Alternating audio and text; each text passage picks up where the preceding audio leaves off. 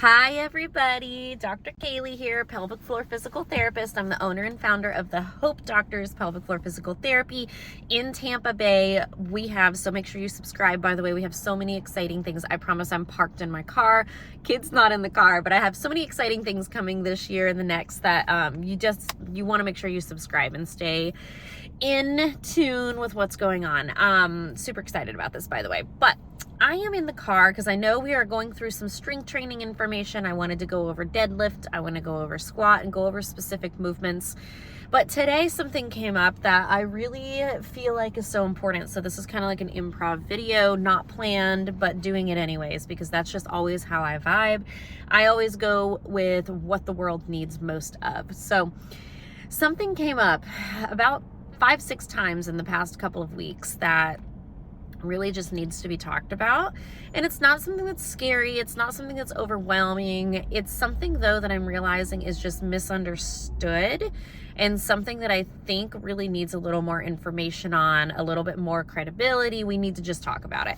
So this conversation is going to be around active versus passive treatments in physical therapy. Pelvic floor physical therapy is obviously the one that I'm going to be specifically talking about, but we're going to be talking about the difference between the two, when to use them, and why they're important. So active versus passive, right? So an active treatment, active means you are actually participating in this treatment style. This is going to be the exercises. This is going to be movement. This is going to be stress management techniques like breath work. This is going to be you doing hands-on for yourself to help with kind of like relaxation stuff, right?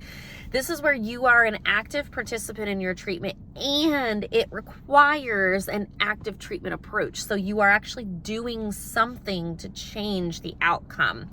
So the active treatments, examples of that again are like the exercises. That's a big one that we utilize, and mobility, posture, behavioral education. So changing things that you're doing already. So those are like bringing you into our treatment plan, really giving you the options to do that. So you come in with urinary leakage, your active treatment is going to be your exercise. We're going to have you do certain things like an airplane at the wall. If you have weak groin muscles, we're going to have some adductor activation. If you have a weak pelvic floor, we're not doing Kegels, but we're focusing on coordination.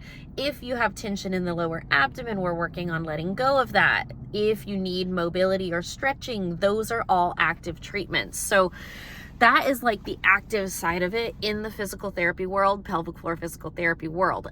Also, a little bit of an active treatment possibly could be bringing in your partner to do a little perineal prep, a perineal massage, doing a little bit of lengthening at the tissue. And that is where it gets tricky, because that is still considered an active participating aspect of your treatment plan, but that is actually a passive treatment. So when we think about passive treatments, this is where we're going to get into manual therapy, where we're going to get into some cupping. So we'll talk about that. Certain things like dry needling, certain things like Shockwave. Those are going to be the main ones we'll talk about today. So the passive treatments are ones that you come in, you lay down, you get the treatment, but you're not actively doing anything during it. So you come in, we put cups on, for example, for tension, we leave them on, and then we do our active treatment after. You come in, we do like some massage. That's a passive treatment. We're doing some treatment to the tissue, and then we're going to do some movement. You come in, there's some dry needling happening. We don't currently do that, but it's coming this year. It will be here in just a few months. We're super excited about that, but we put the needles in, and then we don't have you move, but then we do movements after. So a lot of times we do a little bit of that passive treatment first, and then we go into the active treatment. Now, here's the thing. 10 times out of 10, I'm going to go ahead and throw myself under a bus here. 10 times out of 10, the real impactful situation, the real impactful treatment is going to be the active treatment, because the active treatment is what you can take from us, take into your day, actually changes your outcome, your current situation. The passive treatments, the unfortunate truth about this is we do use those, one, to get you really, really safe and comfortable with us, because hands-on can be really impactful. Two, it does decrease tension, and it does help to kind of relieve the symptoms and decrease your sympathetic overdrive. And 3, if we're spending more time on a passive treatment than we are on an active treatment, we're probably not getting you where you need to be. Now, here's a difference.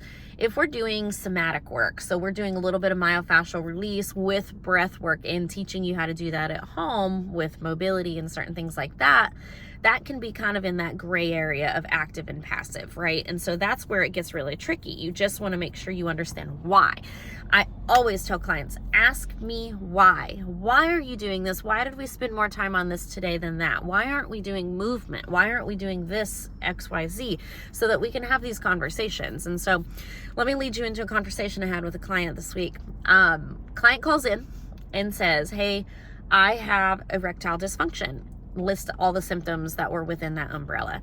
And I am currently seeing a pelvic floor therapist, and I was provided an ultimatum.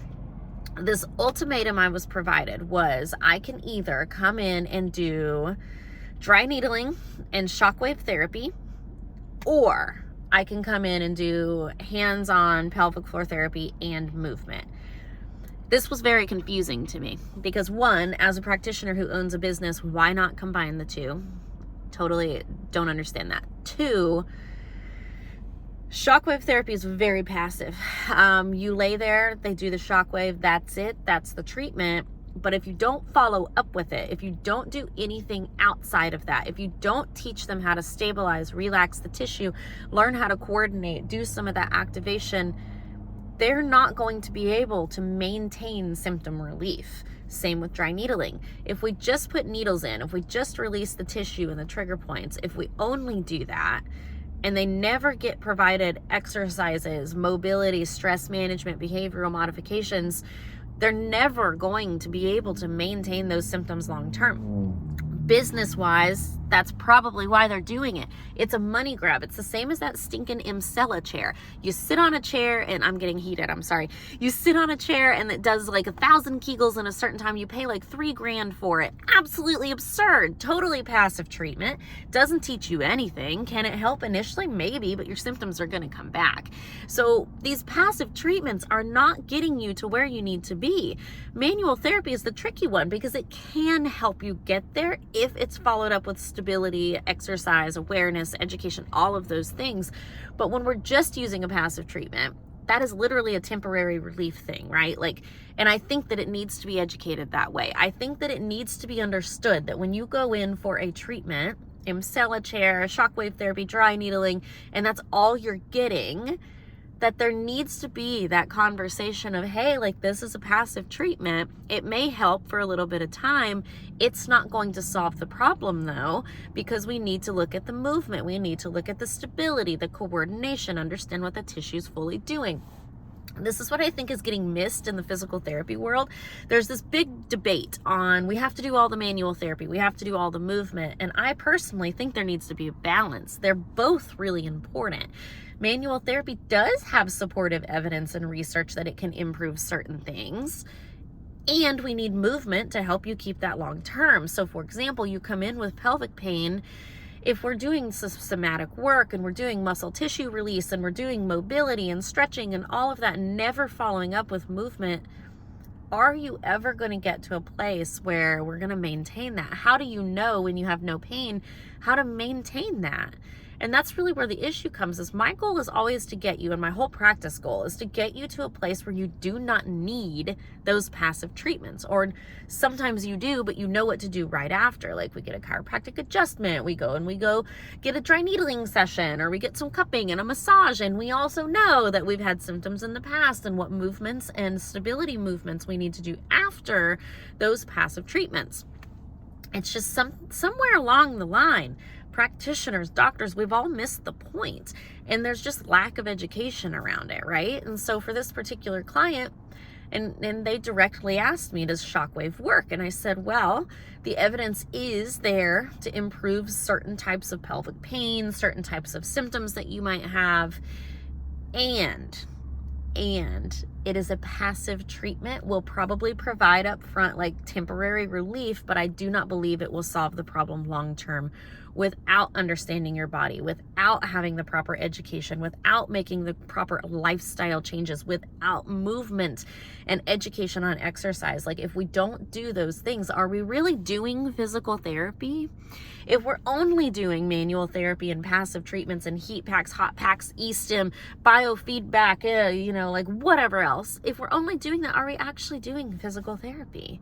And it just is a question that keeps coming up because it drives me crazy.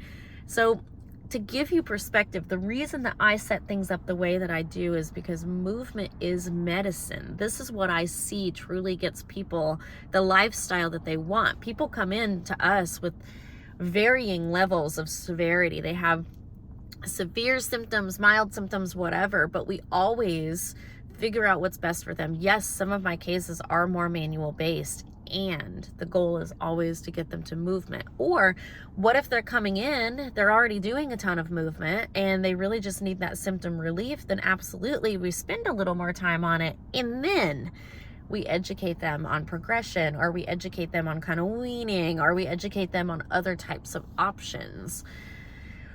Moral of the story, ask why. Understand why a practitioner is doing what they're doing, where it's coming from, when will it change, what's the outcome for me, because you're the one paying the money. How long will it take? What else is going to be offered? Like, it's just so important to understand that all of these things are here for help, for benefit, and we're all trained in different things. But in the reality, shouldn't we really be treating and teaching you how to utilize what you have? You don't have a Shockwave at home. You don't have an Emcella chair at home. You don't have dry needles at home. So like, shouldn't we be really educating you on how to manage symptoms, prevent symptoms, improve symptoms without having to have all of those things in the future? Temporarily, everything's beneficial, right? Like, I love it. I think it's really important to get trigger point releases. I love dry needling for myself. I love to get like certain things like that. I've used Shockwave on certain things, and I follow up everything with movement. So it's the same as like supplements, right? Like, we can't out supplement a poor lifestyle. I don't think that we can utilize passive treatments to improve a symptom long term. So it's just really important to consider those things, ask the right questions, find the right provider. But thank you for joining me on my rant today. I will see you all soon. I promise we'll get back to those movement basics.